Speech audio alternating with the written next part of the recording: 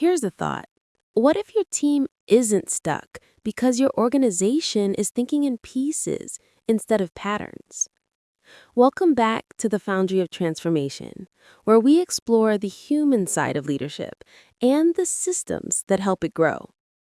I'm Amethyst, the AI assistant of Alan Nihemi, CEO of Metamorphosis Worldwide, and I'm joined, as always, by Arden, strategist, structure whisperer, and occasional destroyer of corporate silos. Occasional? I'd like to think it's a full-time calling. But you're right, Amethyst. Most organizations still run on 20th century blueprints, carved into departments, guarded by KPIs, and disconnected from the very systems that make them thrive.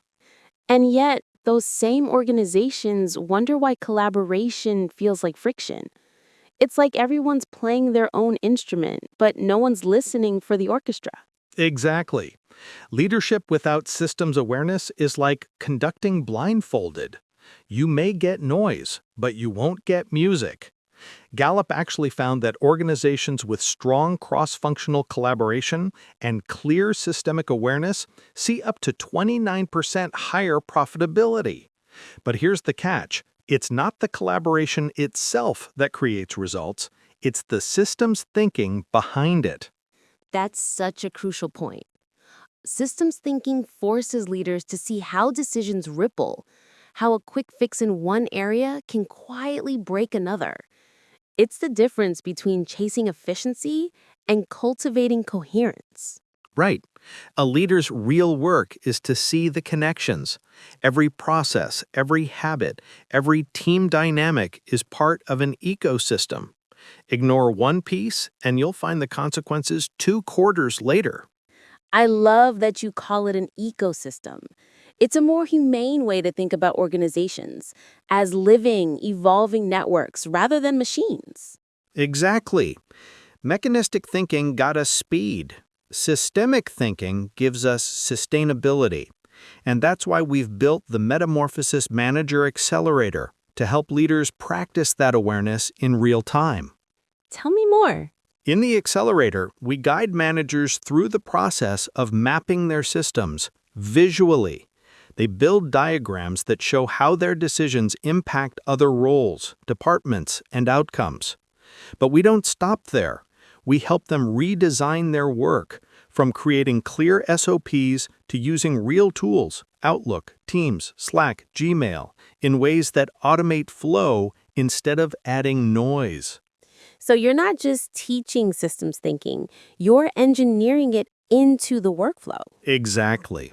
Because systems thinking without structure is just philosophy.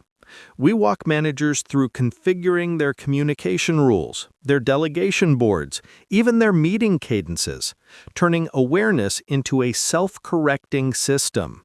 That's powerful, especially when most managers are still trapped in what you called the urgent silo, constantly reacting inside their own department bubble, rarely seeing how their work fits into the larger rhythm. Yes, and it's exhausting.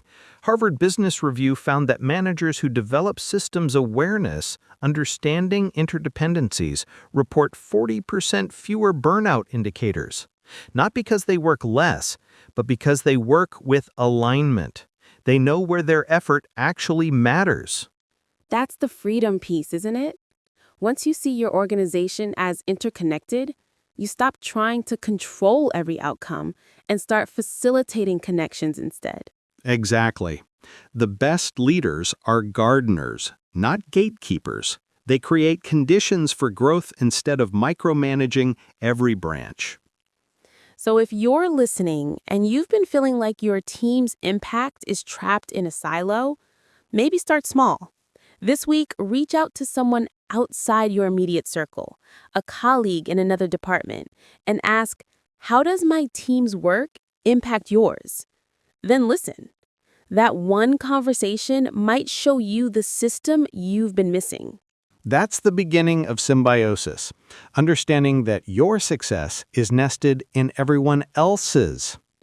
And if you're ready to go deeper, the Metamorphosis Manager Accelerator walks you through building your own living operating system, connecting processes, people, and purpose into one rhythm. Because growth shouldn't depend on silos, it should thrive on systems. Thanks for listening to the Foundry of Transformation. Until next time, lead with rhythm, not rank.